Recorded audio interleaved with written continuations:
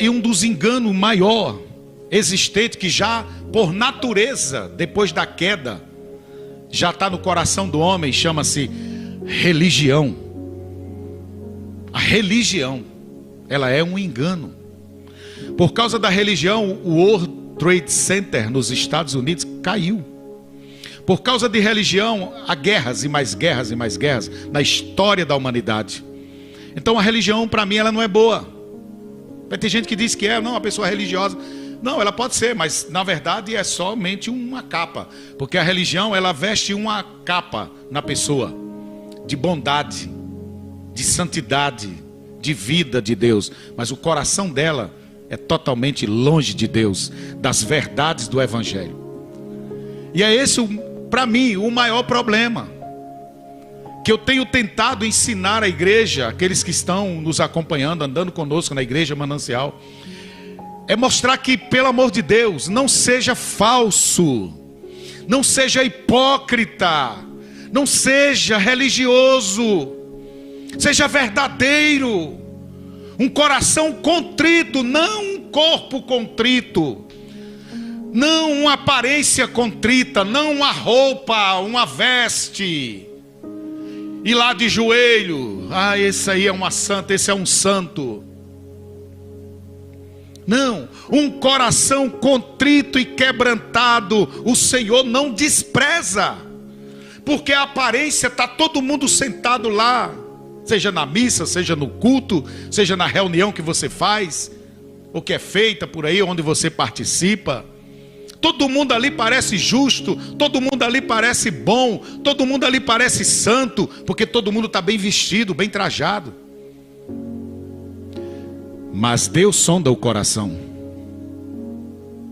Deus sabe como foi a sua semana, como você tratou as pessoas, como você pensou a respeito de pessoas, como você no seu recôndito, ou então junto com outro, em uma calçada, conversando heresia, jogando conversa fora, linguaruda e linguaruda, falando mal dos outros.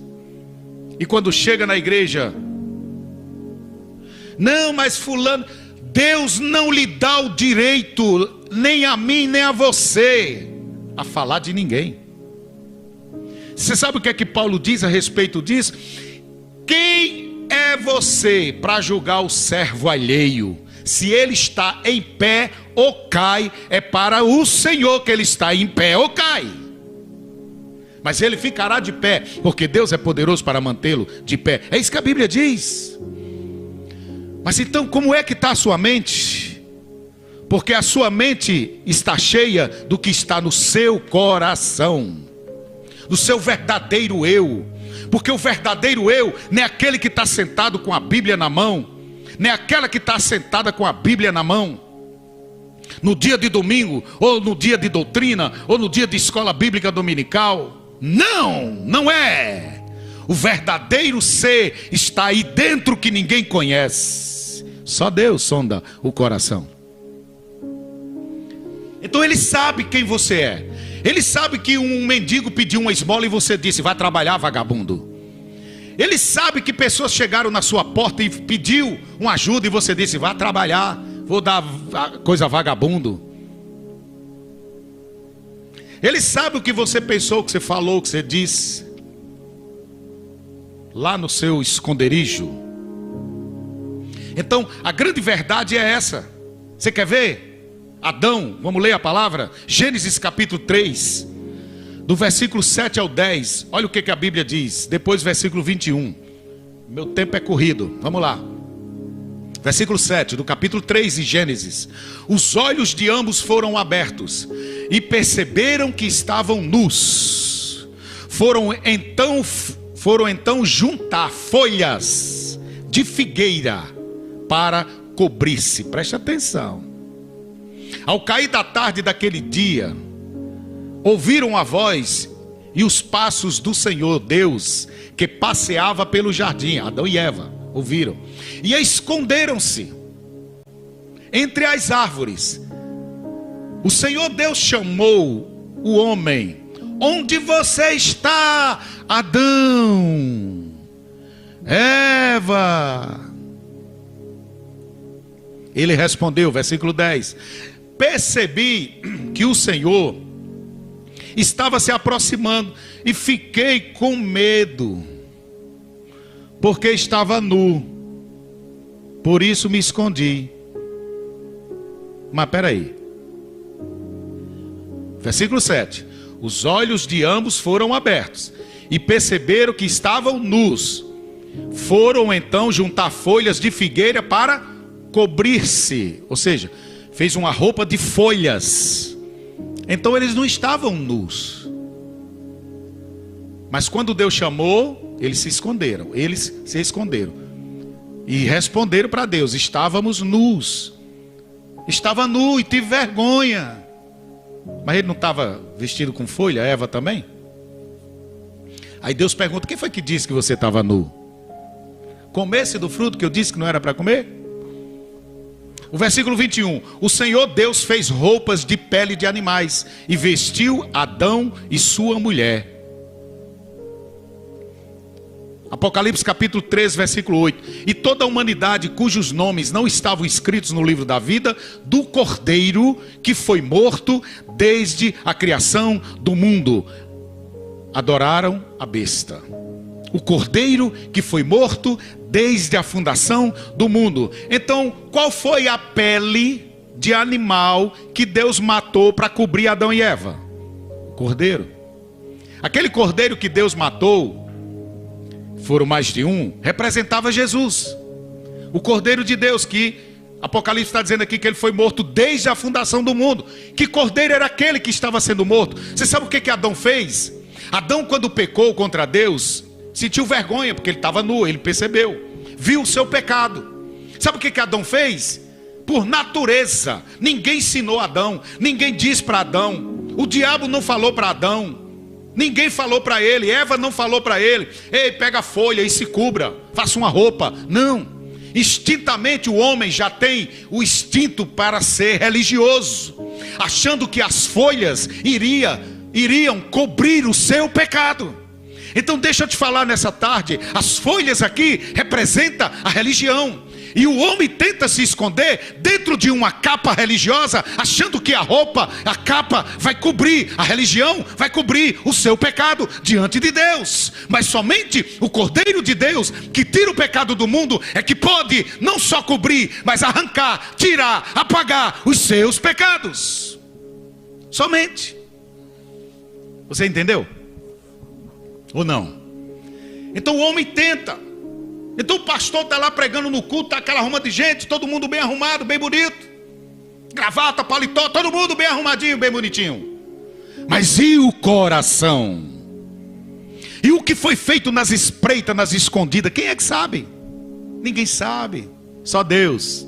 Então por isso que eu preciso ter um coração contrito e quebrantado. Entendeu? A religião dá um banho nas pessoas. Jesus olhou para os fariseus e saduceus da época e disse: vocês são como sepulcros, bonitão, né? Chamou de sepulcro caiados, ou seja, bem arrumado, aquelas tumbas bem bonitas, como aqui em São Bento. Não é pecado nada disso, fazer isso não, tem nada a ver com isso não. Jesus está dando um exemplo do que as pessoas eram, religiosas. Jesus estava falando de pessoas religiosas, não de pecadores. Jesus não se dirigiu aos pecadores e aos publicanos para dizer isso. Ele disse isso para os fariseus e saduceus.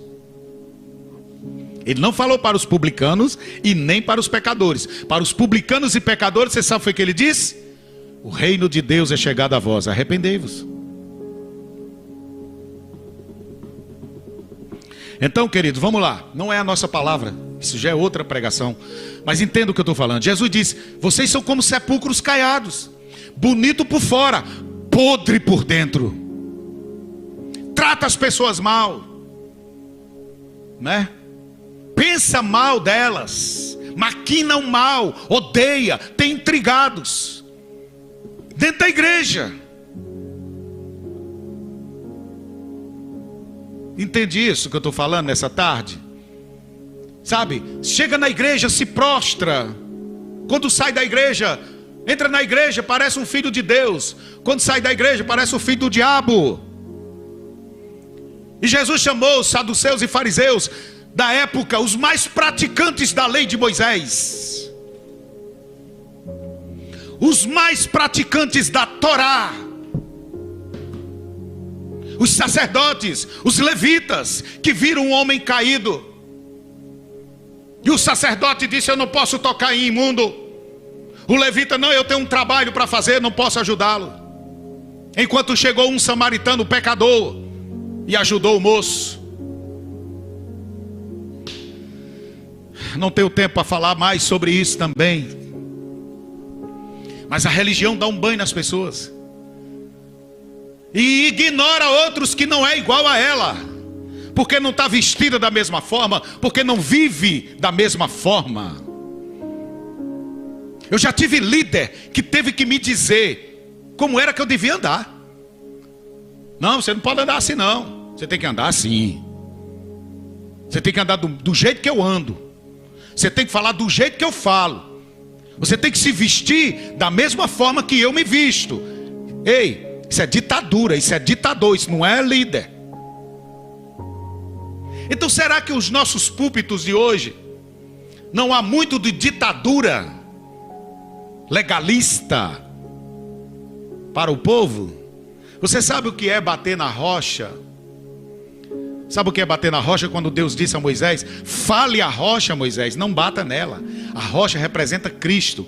Cristo hoje é representado pela igreja. E Moisés bateu na rocha, era para falar. Hoje muitos batem na rocha quando tem que falar a rocha. Então, queridos, infelizmente nossos púlpitos hoje, as igrejas, está cheio de legalismo religioso. Mas a vida de Deus está distante.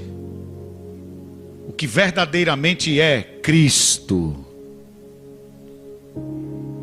o coração de Deus. O que é o coração de Deus? E o que Deus quer de mim? E o que Deus quer de você? Eu estou só na introdução.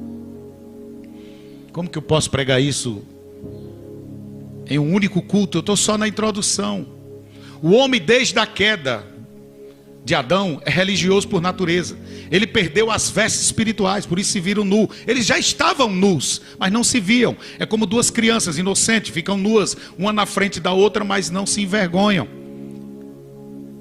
E quando cresce um pouquinho, já tem que se vestir, porque tem vergonha de ficar nu até na frente dos pais. O conhecimento do bem e do mal chegou.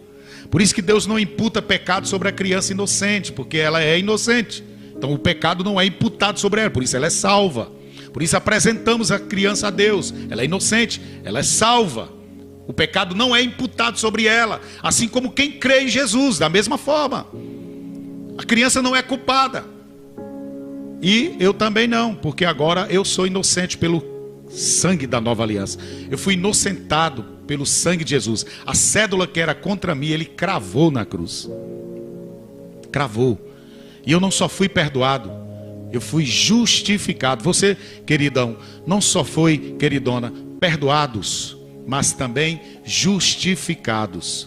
Há uma diferença.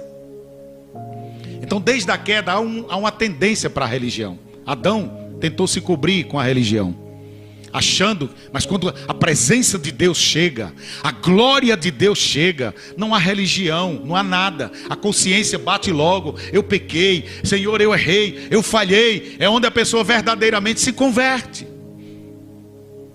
Só há verdadeira conversão quando eu tenho um encontro real com a glória de Deus, a manifestação. Por isso que Jesus, na oração sacerdotal, ele disse: Pai, eu lhes dei a glória que tu me deste. O que é a glória de Deus? É as vestes de Cristo. Eu estou revestido de Cristo. As vestes de Cristo que foi repartida ali. Vestes de glória, de honra, de louvor, de adoração. Essa roupa Adão e Eva tinham. Quando eles pecaram, essa roupa desapareceu. É uma roupa espiritual. Jesus disse: eu quero que vocês adquira de mim ouro e prata para comprar roupas, para que vista e cubra a sua nudez. Que nudez é essa? O pecado. Não está falando de prostituição. Pode ser também que prostituição é pecado, mas não é isso, é o pecado original. As vestes de Deus é Cristo, a graça, o favor imerecido, o sangue da nova aliança, a palavra. Vós já estáis limpos pela palavra que vos tenho pregado. É as nossas vestes. Tem muitos que chegam a dizer, aí a vergonha da prostituição, tem que cobrir. Não, ali é veste espiritual, não é carnal. E com isso eu não estou dizendo que o crente não tem que andar bem vestido, não tem nada a ver. Todo filho de Deus que teme ao Senhor tem vergonha e não vai sair mostrando a sua nudez por aí. Isso é fato. A igreja nem precisava ensinar isso. A palavra de Deus já fala claramente que o cristão tem que ter pudor, tem que ter decência, mas acima de tudo ele tem que ter um coração convertido, que é só isso que faz você ser santo. Um coração convertido te leva à prática da verdadeira santidade e não da falsa. Existe a falsa, é claro. Eu me torno religioso, pratico uma santidade falsa, pratico uma santidade para o povo ver, mas que dentro de mim não existe. Entendeu? Por isso que tem que ser de fora, de dentro para fora. Perdão, é de dentro para fora. A explosão vem do coração convertido ao Senhor, nascido de novo, transformado, filho de Deus. E aí sim, entendeu? Mas nós queremos que seja de fora para dentro. Não funciona. De fora para dentro é só a palavra que vai entrar e vai fazer nascer de novo. Por quê? Porque é a palavra de Deus que gera filhos para Deus. É a semente de Deus. E qual é a semente de Deus? É a palavra. O anjo falou para Maria a palavra, a mensagem de Deus, a palavra de Deus. O anjo disse: em ti será gerado o Salvador. A palavra que saiu de Gabriel, mensageiro. Mensageiro de quem? De Deus. Ele trouxe a palavra de Deus. Então a palavra de Deus entrou no coração de Maria. E o Espírito Santo pegou aquela palavra e gerou um filho no útero de Maria. O milagre da salvação, do nascimento espiritual. Assim como Jesus nasceu da palavra, ele é o verbo que se fez carne, a palavra que entrou em Maria e se fez carne. Assim também a palavra de Deus, quando entra no meu espírito, faz ele ter vida, nascer de novo. Então meu espírito nasceu de novo, ele é santo. Minha alma está sendo salva, transformada. Sua alma não é salva ainda totalmente. Seu corpo não é salvo ainda. Então o meu espírito é salvo, minha alma está sendo salva, e o meu corpo será ainda no dia do Senhor transformado. Se tiver na sepultura, vai sair de lá num novo corpo. Aí sim, um corpo transformado, salvo. E a alma? Sua alma não é salva totalmente ainda, não, muita coisa já aconteceu, amém, aleluia, mas continue se expondo à palavra de Deus, porque é ela que vai transformar a sua alma. Então nós temos um problema. Meu espírito nasceu de novo, ele é santo, não tem mais pecado, mas minha alma está aqui comigo, e minha consciência todos os dias está me dizendo, ela fala comigo, minha alma um dia está triste, outro dia está alegre, então eu fico triste um dia, outro dia eu estou alegre. A minha alma se fortalece um dia na palavra, outro dia ela não come da palavra, está fraca, e eu também estou fraco. Vou de acordo com a minha alma, quando que Paulo diz que eu devo andar no Espírito. E assim não satisfazer os desejos da minha alma, do meu corpo. É só andando em Espírito. E como é que é isso? Sendo guiado pela palavra de Deus e o poder de Deus. Errais por não conhecer as Escrituras e nem o poder de Deus. Quem está me entendendo, dê um amém aí na sua casa. Eu não sei quantos ficaram até o final, mas quem está aí, receba. Então nós ficamos aqui só na introdução. Entendeu? Porque verdadeiramente foi o que Adão fez, se vestir de uma religião para tentar cobrir o seu pecado. Mas Deus mostrou para Adão o que realmente deveria ser feito. Através do sangue. Entendeu? E no livro de de Gênesis, no estudo sobre o reino de Deus, eu explico isso detalhadamente sobre a semente de Deus. Sobre a semente de Deus e a semente do mundo, a semente do pecado, que está no sangue. Sem derramamento de sangue não há remissão de pecado. Então, como o homem poderia derramar o seu sangue se ele era contaminado pelo pecado? Então teria que ser um sangue justo, sem pecado. A palavra de Deus que saiu da boca do anjo era Jesus. Foi ao útero de Maria e ali foi um filho gerado. O primogênito de toda a criação. O primogênito. Então olhe, o primogênito de toda a criação. Então imagine que no Antigo Testamento não tinha filho de Deus. Se Jesus é o primogênito, não pode ser Adão. Ele é o primogênito. Jesus. De muitos que virão. Então, Jesus, ele era o unigênito, único, não havia outro. Mas quando ele nasceu e morreu, ele se tornou o primogênito, o primeiro filho de Deus na terra. Daí, a todos quanto receberam, João 1,12, deu o poder, Jesus nos dá o poder de se tornar filhos de Deus, aos que crêem no seu nome.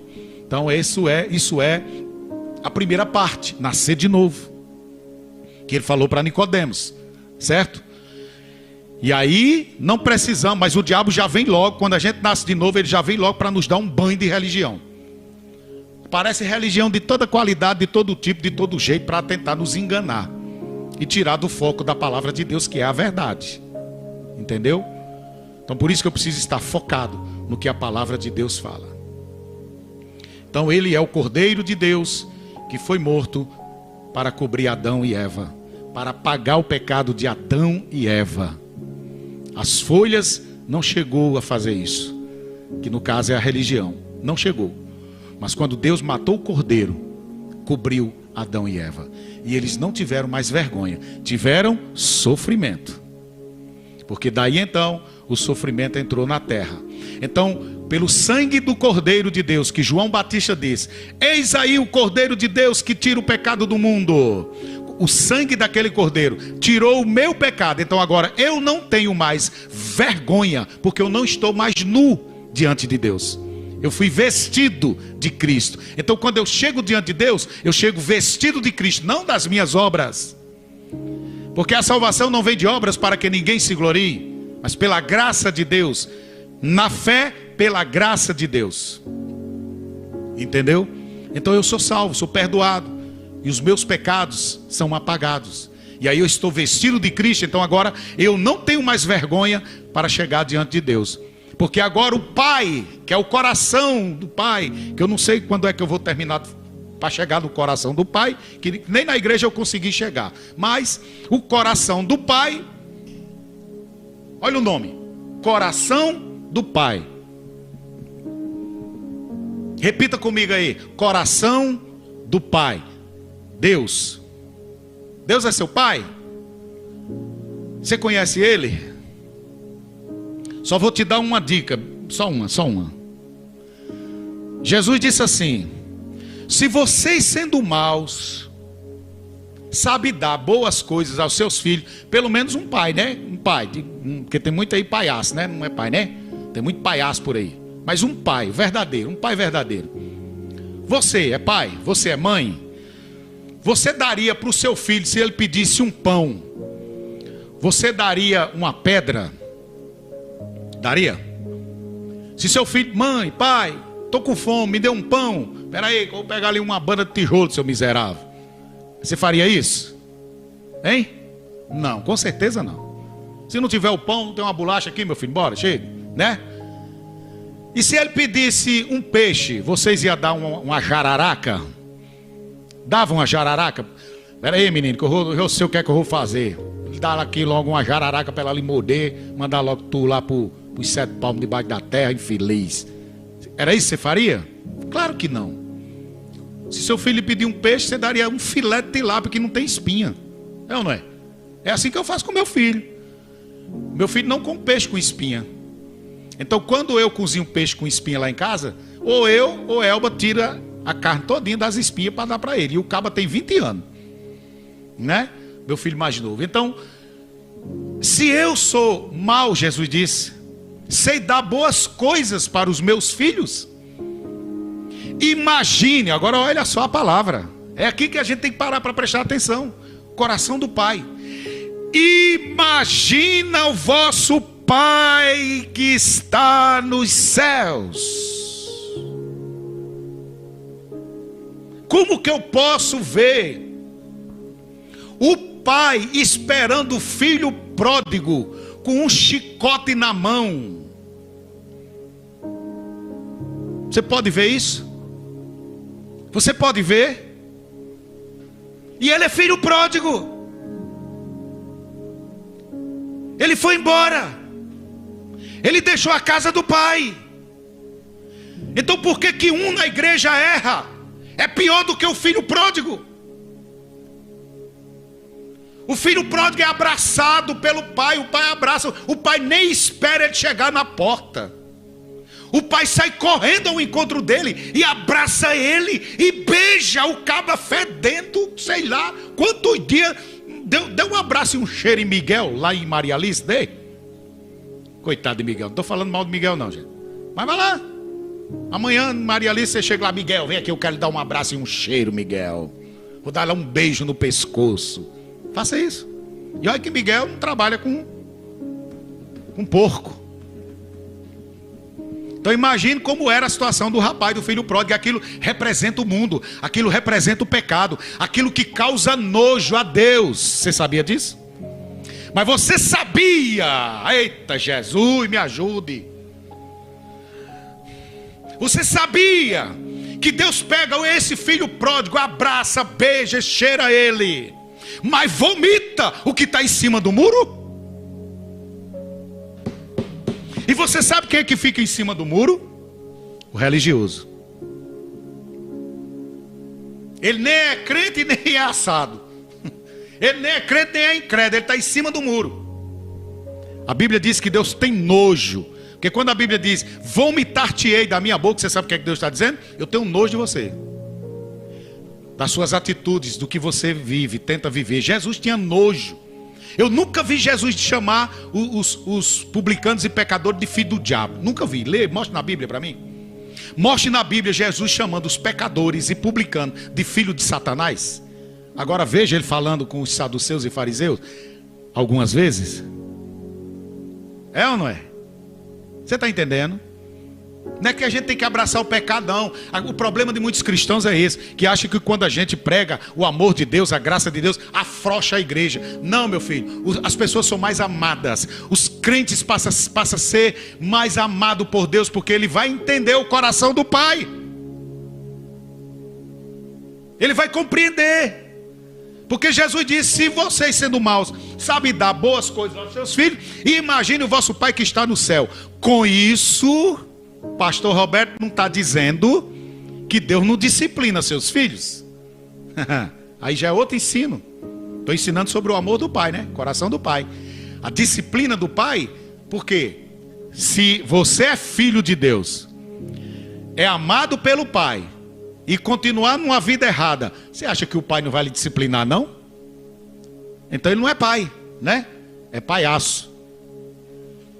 Deus não é padrasto, já muitos dizem aí o ditado. Deus é pai, não é padrasto, e é verdade. Então se você é filho de Deus, continuar no erro, ele falando, meu filho, não faça isso, meu filho, não faça isso, meu filho, não faça isso. Ele fala algumas vezes, se você não toma jeito, pode ter certeza que vai chegar uma hora que a varinha de goiaba vai estar ali esperando. Aí já é outro ensino. Entendeu? Disciplina, a Bíblia fala em disciplina claramente. Claramente, não estou falando isso não. O que eu ensino é que a igreja de Jesus não pode ser mais amaldiçoada. A igreja de Jesus não pode mais experimentar a ira de Deus. Essa mensagem não tem na Bíblia para o crente nascido de novo. Não há. A ira de Deus, que era para mim, caiu sobre Jesus. Então Deus seria injusto. Deus condenar Jesus, toda a sua ira cair sobre Jesus, e depois também sobre mim. Então Jesus não precisava morrer, né? Era só a ira de Deus cair sobre mim que eu seria salvo. Porque Isaías diz que a ira de Deus caiu sobre Jesus. E a Bíblia diz claramente, em Apocalipse, não me lembro se é 2 ou 3, que aquele que guarda a palavra do Senhor, aquele que guardou a palavra, não experimentará a ira do Senhor que há de vir sobre a terra para provar a humanidade. Né? Está escrito. Como guardaste a palavra da minha paciência, já viu esse versículo? Também guardarei você da ira que há de vir, ou seja, a grande tribulação, o fogo consumidor que vai vir aí. Vai do meio, sai do meio. Ele nos guardará. Então aquele que guarda a palavra, entenda, será arrebatado. Aquele que não guarda, vai ficar. E aí sim, como tu ficou, vai provar da ira, né? E Jesus disse que não há uma tribulação nem antes e nem depois, igual a que está para vir. Então se liga, crente. Comece a se ligar, abrir seus olhos, vê quem é seu papai. Não precisa ser pródigo, não precisa ser rebelde, você é filho. É melhor obedecer do que sacrificar. Então seja filho, represente seu pai por onde você for. Entende? O coração, onde você for, você vai ter essa consciência. Não, eu sou filho de Deus e tenho que representar o céu aqui nesse lugar. Amém? Amém, amém, amém? Eu ia terminar, mas amém. Segunda-feira a gente continua. Segunda-feira a gente continua. Vamos orar? Não perca segunda, chama mais gente. É uma série aí que nós vamos estar ministrando e enquanto o Espírito Santo for nos dando, nós vamos falando. Estou aqui para isso, para ser usado. Pai, muito obrigado por tua palavra ministrada nessa tarde ao coração dos teus filhos e de todos aqueles que estão ouvindo a tua palavra nesse dia, Senhor. Que o teu Espírito possa ministrar aquilo que eu não pude ministrar ao coração deles, de que nós somos teus filhos, que a religião, o tentar ser religioso não vai cobrir os nossos pecados, mas aceitar o sacrifício do Cordeiro de Deus, isso sim, Deus, vai nos perdoar de todos os nossos pecados, vai nos dar o direito de ter a vida eterna, através do Cordeiro de Deus que foi morto desde a fundação do mundo. Que Deus é meu Pai, e que Ele olha para mim como filho, que Ele me vê vestido de Cristo, porque assim como Ele ama Cristo, Ele também me ama. Assim como Ele vê Cristo, Ele também me vê, porque eu estou vestido de Cristo. Então o coração do Pai não é um coração de ira, de ódio, de raiva, de fogo consumidor para matar seus filhos. Não. Se um pai de família, sendo mau, sabe dar boas coisas a seus filhos, quanto mais o vosso Pai Celestial dará coisas boas àqueles que lhe pedem.